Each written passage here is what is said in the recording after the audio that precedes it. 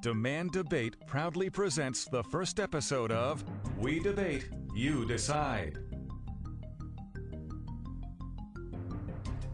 The question is, does carbon dioxide cause global warming?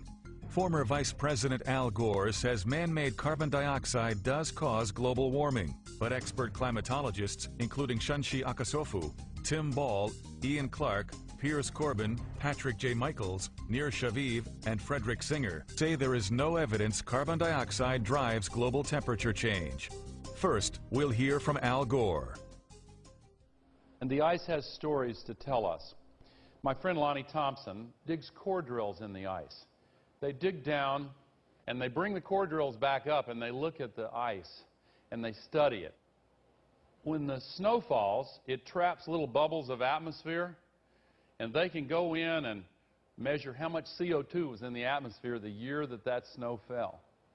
What's even more interesting, I think, is they can measure the different isotopes of oxygen and figure out a very precise thermometer and tell you what the temperature was the year that that bubble was trapped in the snow as it fell. They can count back year by year the same way a forester reads tree rings, and you can see each annual layer from the melting and refreezing.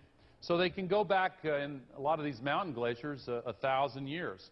And they constructed a thermometer of the temperature. The blue is cold and the red is warm. So if you look at 1,000 years worth of temperature and compare it to 1,000 years of CO2, you can see how closely they fit together. Now, 1,000 years of CO2 in the mountain glaciers, that's one thing. But in Antarctica, they can go back 650,000 years. This, incidentally, is the first time anybody outside of a small group of scientists has seen this image. This is the present-day era, and that's the last ice age. Then it goes up. We're going back in time now, 650,000 years. That's the period of warming between the last two ice ages. That's the second and third ice age back, fourth, fifth, sixth, and seventh ice age back. Now, an important point.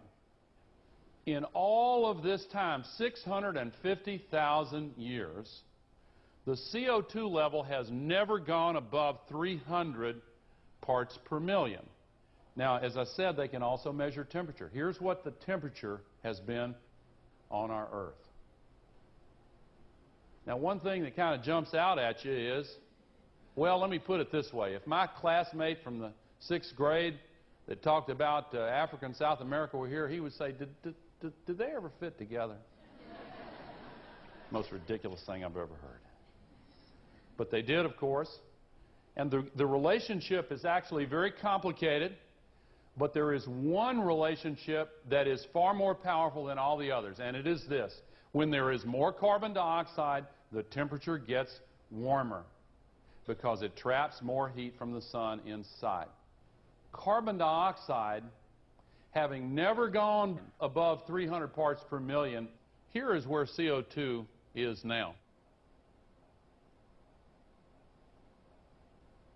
Way above where it's ever been as far back as this record will measure. In summary, Al Gore claims we are seeing unprecedented levels of carbon dioxide in the atmosphere, and that according to the ice core record, carbon dioxide is driving temperatures higher. Now we'll hear from the expert climatologists. There were periods, for example, in Earth's history when we had 3 times as much CO2 as we have today, or periods when we had 10 times as much CO2 as we have today. And if CO2 has a large effect on climate, then you should see it in the temperature reconstruction. If we look at climate through the geological time frame, we would never suspect CO2 as a major climate driver. None of the major climate changes in the last 1,000 years can be explained by CO2. We can't say that CO2 will drive climate. It certainly never did in the past. Anyone who goes around and says that carbon dioxide is responsible for most of the warming of the 20th century hasn't looked at the basic numbers. This is the record of world temperature during the 20th century used by the IPCC. In the past 150 years, the temperature has risen just over half a degree Celsius. But the strange thing is, most of that rise occurred in the early decades of the 20th century, between 1905 and 1940, when industrial production was still relatively small. After 1940, as industry expanded, for some reason the world cooled. This cooling is even more pronounced in other temperature reconstructions. This graph shows temperature change in the Arctic during the 20th century. Again, most of the rise occurs before 1940. And again, during the post-war economic boom, the temperature falls and continues falling for 35 years.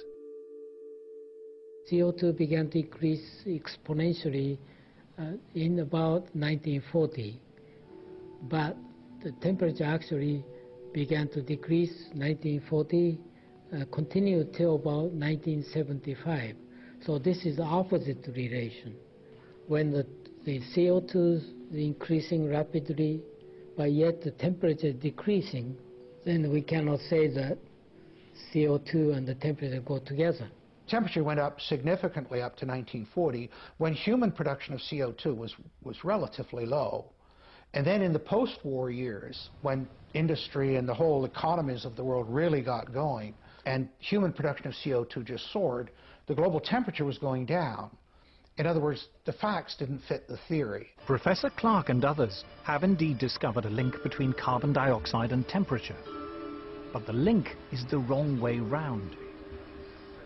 So here we're looking at the ice core record from Vostok, and in the red we see temperature going up from early time to later time at a very key interval when we came out of a glaciation. And we see the temperature going up, and then we see the CO2 coming up. CO2 lags behind that increase. It's got an 800-year lag, so temperature is leading CO2 by 800 years. There have now been several major ice core surveys. Every one of them shows the same thing. The temperature rises or falls, and then after a few hundred years, carbon dioxide follows. So obviously, carbon dioxide is not the cause of that warming.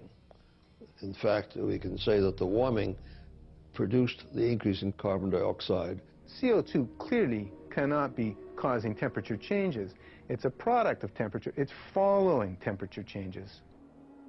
The ice core record goes to the very heart of the problem we have here. They said, if the CO2 increases in the atmosphere as a greenhouse gas, then the temperature will go up. But the ice core record shows exactly the opposite. So the fundamental assumption, the most fundamental assumption of the whole theory of climate change due to humans is shown to be wrong. In summary, the climatologists say that today's atmospheric carbon dioxide levels are not unprecedented, and that neither the historical temperature record nor the ice core data support the notion that higher carbon dioxide levels warm the planet. The ice core data, they say, actually indicate that higher temperatures precede higher levels of carbon dioxide by hundreds of years. We've debated. It's up to you to decide. Stay tuned for more debates from DemandDebate.com, where we're more worried about the intellectual climate.